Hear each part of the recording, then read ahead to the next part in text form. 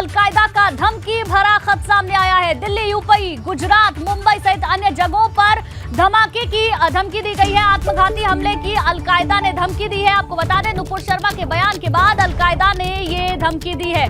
बड़ी खबर आपको बता दें, आतंकवादी संगठन अलकायदा का धमकी भरा खत दिल्ली, यूपी, गुजरात, मुंबई सहित अन्य जगहों के लिए धमकी दी गई है। आत्मघाती हमले की अलकायदा की ओर से यह धमकी दी गई है। नुपुर शर्मा के बयान के बाद अलकायदा ने यह धमकी दी है। नुपुर शर्मा के बयान के बाद लगातार सियासी घमासान भी खड़ा हो गया है, लेकिन इन सब के अलग बयानबाजी भी शुरू हो गई है। अविनाश हमारे संवाददाता ज्यादा जानकारी के साथ जुड़ गए हैं। अविनाश, पूरी जानकारी दें, क्या है इस धमकी भरे खत में? बात करें, जिस तरीके से एक टीवी डिबेट के दौरान नुपुर शर्मा ने पैगंबर को लेकर के कुछ आपत्तिजनक शब्द कहे थे, उसके बाद भारतीय जनता पार्टी ने उन्हें भले ही 6 साल के लिए निलंबित कर दिया है और नुपुर शर्मा ने भी माफी मांग ली, लेकिन इस पे काफी ज्यादा अब हो हल्ला हो रहा है। खासतौर पर अगर बात करें तो अरब के कई देश इस पर विरोध जता रहे हैं। इसके साथ साथ अब अलकायदा ने भी खत लिखकर कहा है कि वो न सिर्फ भारत के कई राज्यों पर आत्मघाती हमले करेंगे, बल्कि नुपुर शर्मा के ऊपर भी हमले की लेकर के उसने चेतावनी दी है। साफ तौर पर कहा है कि चाहे कितनी भी सुरक्षा लगा ली जाए, लेकिन हम पैगंबर के अपमान का बदला लेकर के रहेंगे। तो इस तरीके से एक खत जारी किया है, लेकिन जिस तरीके से अगर बात करें तो इंटेलिजेंस एजेंसियां जो है वो पूरी तरीके से सुरक्षा को लेकर के चाक चौबंद है कि किसी भी तरीके से कोई अनहोनी भारत के अंदर न होने पाए, क्योंकि लगातार पहले भी कई बार थ्रेट आते रहे हैं भारत के अंदर। और इस तरीके से जब अब इतना हो हल्ला हो रहा है पैगंबर के विवाद को लेकर के, तो सुरक्षा एजेंसियां खास तौर पर चौकस है, क्योंकि कई सारे लोग इस तरीके की धमकियां अब लगातार दे रहे हैं। नुपुर शर्मा को भी लगातार धमकियां दी जा रही है, जिसके बाद दिल्ली पुलिस ने उनको सुरक्षा मुहैया करा दी है। लेकिन अब कल अलकायदा ने भी अपनी ओर से चिट्ठी जारी करके ये कहा है कि वो अब हमला भी करेगा और नुपुर शर्मा के ऊपर भी हमला करेगा। ठीक है अविनाश, बहुत बहुत शुक्रिया आपका पूरी जानकारी के लिए।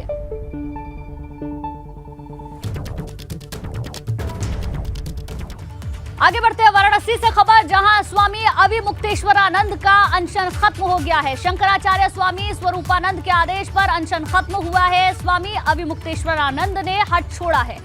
सुबह भगवान की पूजा कर आचमन किया। 108 घंटे बाद स्वामी ने अनशन तोड़ा है। अब कोई नया ऐलान कर सकते हैं स्वामी। आपको बता दें, स्वामी अविमुक्तेश्वरानंद लगातार आमरण अनशन पे थे। उन्होंने एक याचिका लगाई थी जिला कोर्ट में, जिसमें उन्होंने कहा था कि जो शिवलिंग है उसकी पूजा करने का अधिकार उन्हें दिया जाए और जब तक इस पर फैसला नहीं आएगा तब तक वो अनशन पर बैठे रहेंगे। कल जिला कोर्ट की ओर से इस फैसले को सुरक्षित रख लिया गया, लेकिन अब खबर ये आ रही है अविमुक्तेश्वरानंद ने अपना हट छोड़ा है।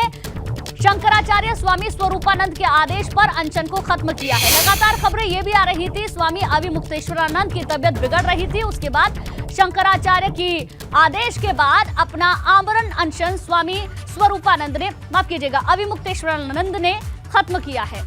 सुबह भगवान की पूजा कर आचमन किया। 108 घंटे बाद स्वामी ने अपना अनशन तोड़ा है।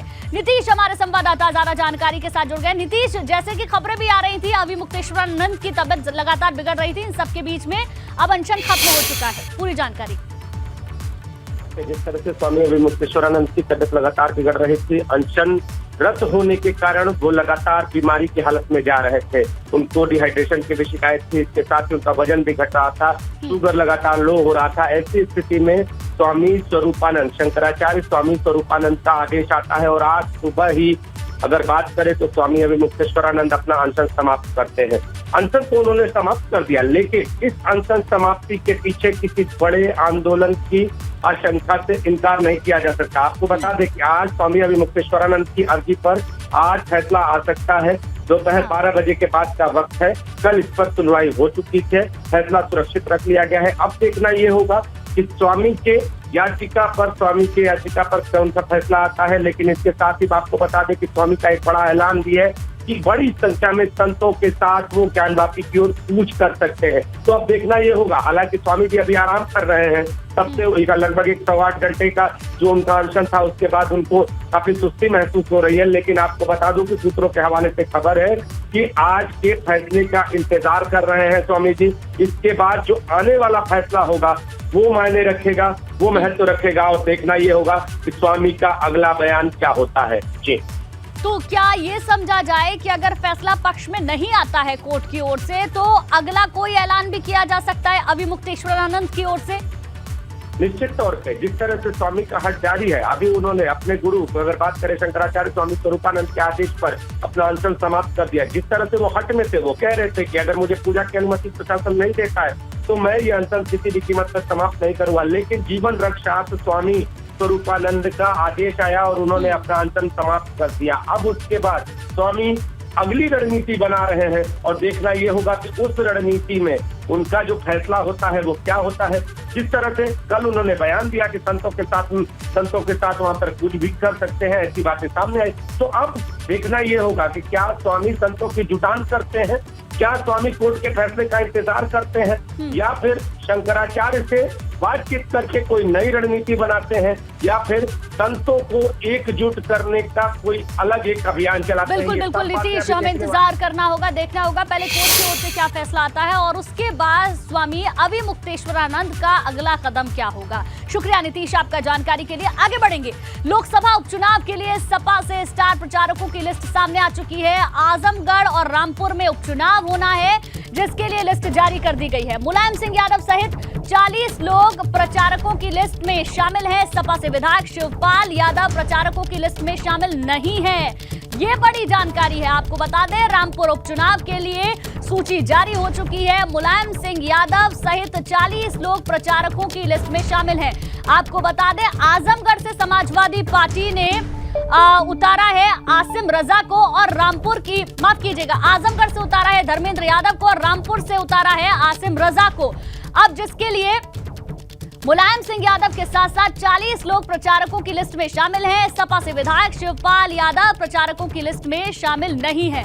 अनुभव हमारे संवाददाता ज्यादा जानकारी के साथ हमारे साथ बने हुए हैं। अनुभव, बड़ी बात यह है कि 40 लोगों का नाम शामिल है स्टार प्रचारकों की सूची में, लेकिन शिवपाल का नाम उसमें नहीं है। अब देखिए, शिवपाल यादव तो लगातार हम देख रहे हैं चुनाव परिणाम के बाद से कैसे समाजवादी पार्टी में बिल्कुल अलग थलग पड़े हुए हैं। और सीट भी देखिए जो विधानसभा में समाजवादी पार्टी ने हालांकि उनको दी, जे में जो 8 नंबर की सीट थी वो उनको दी हुई है, पर उससे भी वो संतुष्ट नहीं थे। उसमें भी उन्होंने चिट्ठी लिखकर ये कहा था कि भाई मेरी सीट को बदला जाए, मैं बहुत सीनियर विधायक हूँ, मैं लगातार जीता चला आ रहा हूँ। तो कहीं ना कहीं वो समाजवादी पार्टी में अलग थलग पड़े हैं। हमने तो पूरा बजट सत्र देखा, वो आकर बैठ जाते थे, लेकिन समाजवादी पार्टी का कोई भी विधायक उनके पास जाता भी नहीं था। वो बिल्कुल समझिए कि एक अलग विधायक के तौर पर वहाँ पर रहे। और जिस तरीके से लगातार जो बयानबाजी हुई, चाहे शिवपाल यादव की तरफ से हो, फिर उस पर जो काउंटर बयान आए अखिलेश यादव के आए, उससे साफ है कि अब कहीं ना कहीं राहें बिल्कुल जुदा हैं, बिल्कुल अलग है।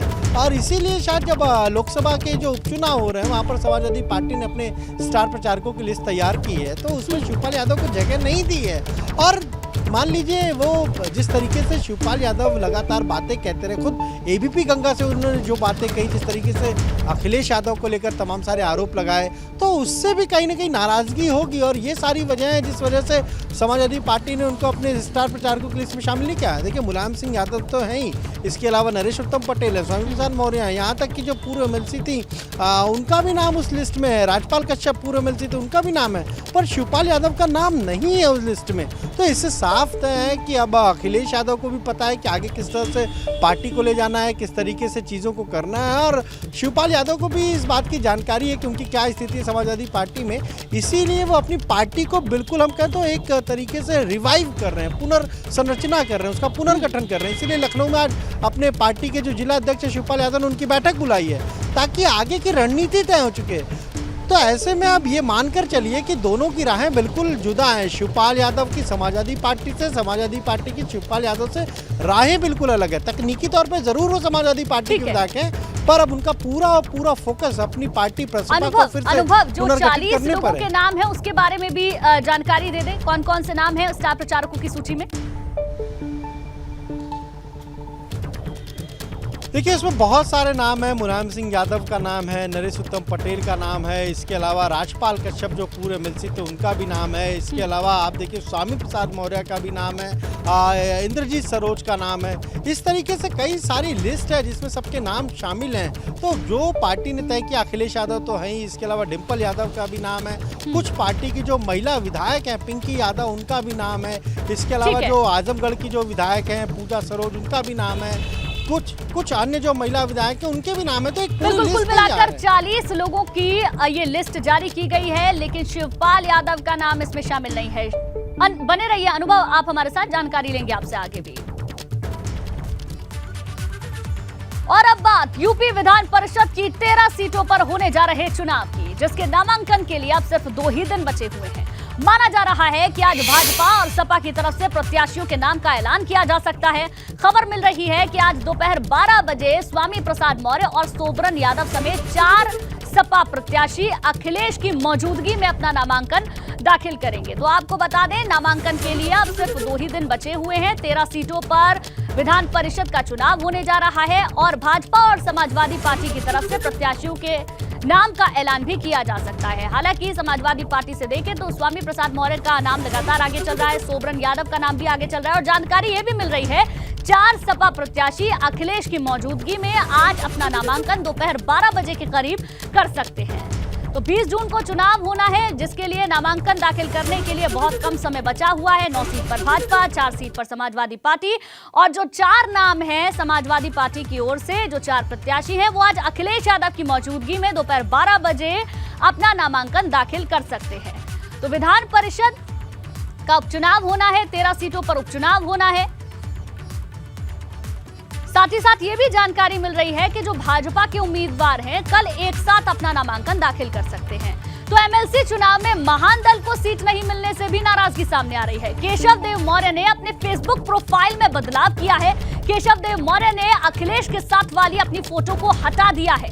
अखिलेश यादव के फैसले से नाराज हैं केशव देव मौर्य। सूत्रों के हवाले से ये जानकारी मिल रही है। स्वामी प्रसाद मौर्य को विधान परिषद भेजने से भी उनकी नाराजगी है। आपको बता दें, स्वामी प्रसाद मौर्य आज अपना नामांकन दाखिल कर सकते हैं, लेकिन उनके विधान परिषद में प्रत्याशी चुने जाने को लेकर नाराजगी अब उठने लगी है। साथ ही साथ आपको ये भी बता दें, समाजवादी पार्टी ने यह तय किया है कि किसी भी सहयोगी दल को विधान परिषद नहीं भेजा जाएगा, जिसको लेकर लगातार नाराजगी सामने आ रही है और केशव देव मौर्य की नाराजगी खुले तौर पर सामने आ चुकी है। अनुभव लगातार हमारे साथ बने हुए हैं, उनसे पूरी जानकारी लेंगे। अनुभव, जिस तरीके से अखिलेश यादव के साथ फोटो लगी हुई थी, केशव देव मौर्य ने नाराजगी अपनी जताते हुए उस फोटो को भी हटा दिया है और स्वामी प्रसाद मौर्य के भेजे जाने को लेकर भी नाराजगी जताई है।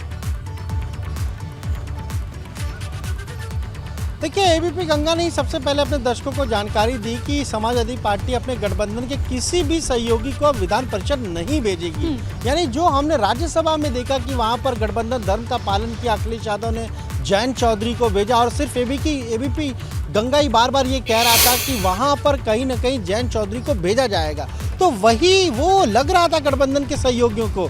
ओम प्रकाश राजभर की हम खासतौर से बात करेंगे, क्योंकि चर्चा यही थी कि उनके बेटे अरुण राजभर को जरूर जो है वो समाजवादी पार्टी भेजेगी, क्योंकि अगर किसी को मान लीजिए जिसके 8 विधायक है उसको राज्यसभा भेज दिया, जिसके 6 विधायक है उसको विधान परिषद भेजा जाएगा, यही चर्चा थी। पर कल जब नाम तय हुए, फाइनल नाम तय हुआ, तो उस पे सुभाषपा की तरफ से कोई भी कैंडिडेट नहीं जाएगा, ये अब समाजवादी पार्टी ने तय कर लिया है। यानी जो चारों लोग जाएंगे, चारों उम्मीदवार जो होंगे जिनको विधानसभा का टिकट देगी समाजवादी पार्टी, वो सपा के ही अपने लोग होंगे। स्वामी प्रसाद मौर्य का नाम कन्फर्म है, उन्हें तो कल ही नामांकन करना था, पर उसमें कुछ चेंजेस हुए और आज के लिए उन्होंने फिर ट्वीट करके जानकारी दी। सोबरन यादव, क्योंकि करहल से वो पहले विधायक थे, फिर अखिलेश यादव के लिए अपनी सीट छोड़ी, तो अब सोबरन यादव को भी भेजा जा रहा है। 2 नाम ऐसे जिस पर कई सारे लोगों के नाम की चर्चा है, उसमें एक सुशील आनंद का नाम है। क्योंकि आजमगढ़ में पहले उम्मीदवार बना रहे थे। बलिहारी बापू जो पूर्व राज्यसभा सांसद रहे हैं, पहले बसपा में थे, सपा में आए और दलित हम कहें तो लीडर रहे वहाँ पर, उनके बेटे को अभी अब भेजने की तैयारी है। और इसी बात से नाराज अब देखिए केशव देव मौर्य हो गए हैं। उनका साफ तौर पर यह कहना है कि भाई हम भी तो गठबंधन के सहयोगी हैं, हम भी तो चुनाव आपके साथ लड़े, हमने भी तो पूरा गठबंधन धर्म निभाया, आपने जितनी सीटें दी हम उतने पर ही लड़े। और जब विधान परिषद की बारी आई तो कम से कम एक उनके उम्मीदवार को भेजा जा सकता था। उनकी नाराजगी तो इतनी बढ़ गई है कि उन्होंने जो फेसबुक प्रोफाइल था वहाँ पहले अखिलेश यादव के साथ उनकी फोटो एक रैली की लगी हुई थी, उसको हटा दिया है, सिर्फ अपनी फोटो लगाई है। तो नाराजगी अब खुलकर सामने आ रही है। केशव देव मौर्य की तो नाराजगी आ गई, अब ओम प्रकाश राजभर की भी नाराजगी इसी तरीके से आएगी और इसके संकेत पहले से मिल रहे थे। जब पूरा ये बजट सत्र शुरू हुआ 23 तारीख से और जो 31 तक चला है, उसमें हमने देखा कि कहीं पर भी समाजवादी पार्टी के विधायकों का खूबसूरत गुलदस्ता 22 के चुनाव से पहले तैयार किया गया था, धीरे धीरे वो बिखरता हुआ नजर आ रहा है। लेकिन नामांकन के बारे में भी जानकारी दें, क्योंकि स्वामी प्रसाद मौर्य को और सपा के बाकी के कैंडिडेट्स को अखिलेश यादव के साथ नामांकन करने के लिए पहुंचना है। कितने बजे पहुंचेंगे, कौन कौन मौजूद रहेगा, उसके बारे में भी जानकारी दें। देखिए, ये तकरीबन 12:30 बजे के आसपास विधानसभा पहुंचेंगे स्वामी प्रसाद मौर्य, और उन्होंने ये जानकारी दी थी कि अखिलेश यादव भी उस दौरान मौजूद रहेंगे। और विधानसभा में जो टंडन हॉल है, वहीं पर अगर हम कहें तो रिटर्निंग अफसर का ऑफिस बनता है, क्योंकि वो टेम्परेरी ऑफिस होता है और जब नामांकन की प्रक्रिया होती है तो वहीं पर होती है। तो वहीं पर स्वामी प्रसाद मौर्य पहुंचेंगे, शोभन यादव पहुंचेंगे। इसके अलावा जो 2 उम्मीदवार हैं, जिसमें एक सुशील आनंद के नाम की चर्चा और एक प्रोफेसर अली के नाम की चर्चा है। प्रोफेसर अली अखिलेश यादव के बेहद करीबी हैं और कहा जा रहा है कि समाजवादी पार्टी एक मुस्लिम चेहरे को विधान परिषद भेजेगी, तो इस रेस में सबसे आगे प्रोफेसर अली हैं। अब देखना यह है कि 12:30 बजे कौन पहुंचते हैं, वो 4 लोग कौन होते हैं। 2 तो कन्फर्म है, लेकिन वो 2 चेहरे कौन होते हैं जो अखिलेश यादव के साथ आज नामांकन में मौजूद रहेंगे और नामांकन करेंगे। बिल्कुल बिल्कुल अनुभव, ये देखने वाली बात होगी कि कौन से वो 2 और चेहरे होंगे। साथ ही साथ ये भी बताएं कि भाजपा की ओर से कब नामांकन किया जाएगा, उसके बारे में कोई जानकारी।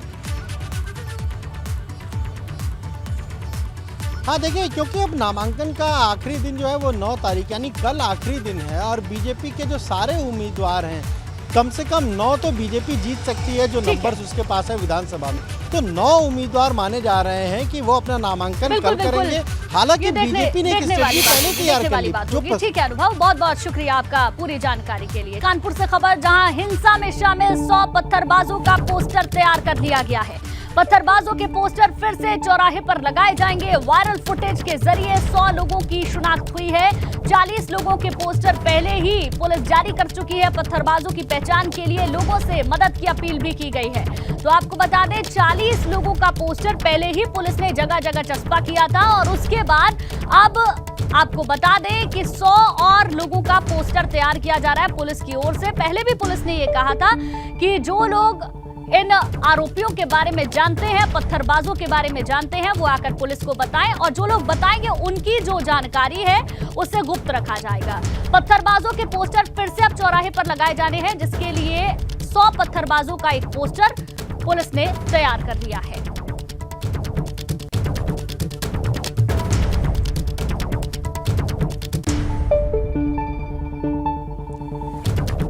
और रतीश हमारे संवाददाता ज्यादा जानकारी के साथ हमारे साथ लाइव जुड़ गए हैं। रतीश, पहले 40 लोगों का पोस्टर चस्पा किया गया था, जिसके बाद पुलिस को मदद भी मिली, और अब 100 लोगों का पोस्टर तैयार किया गया है।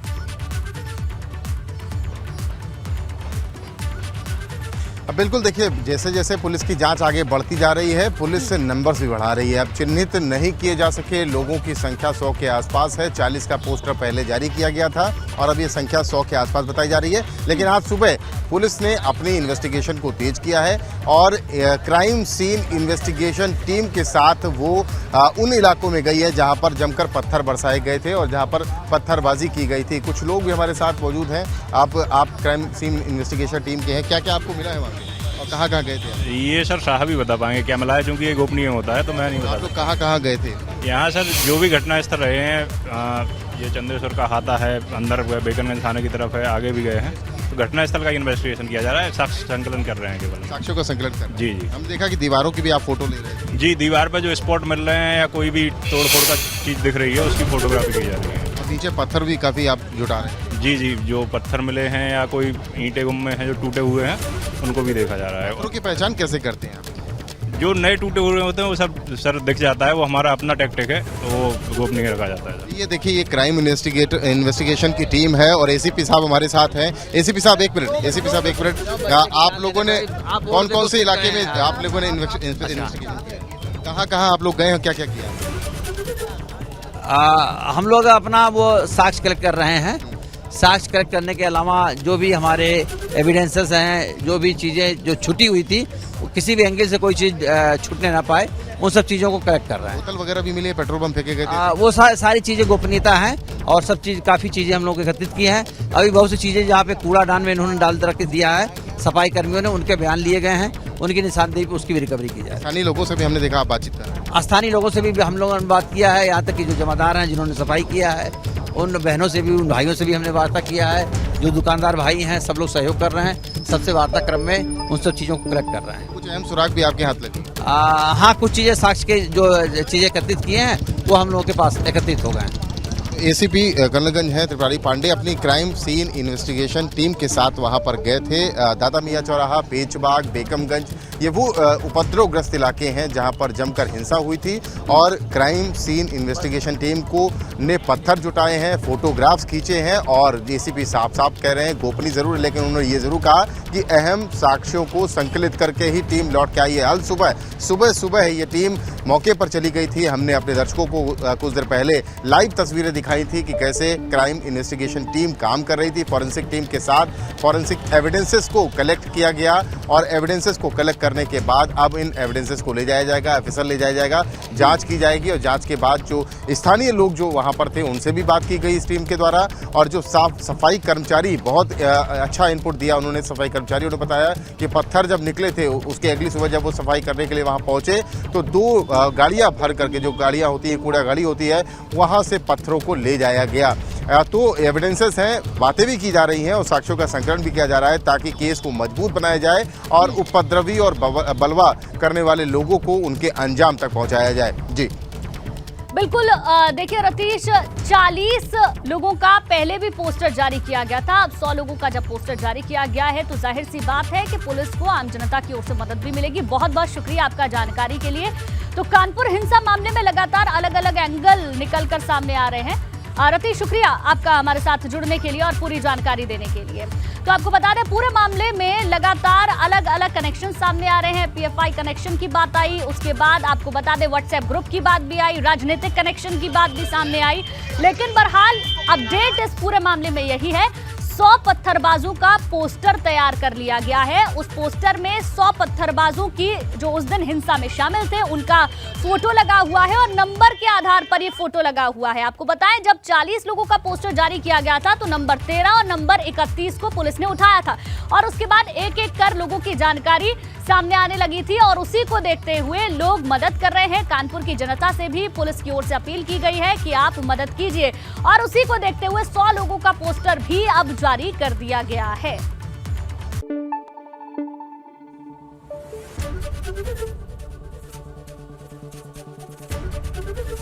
एबीपी गंगा, खबर आपकी, जुबान आपकी।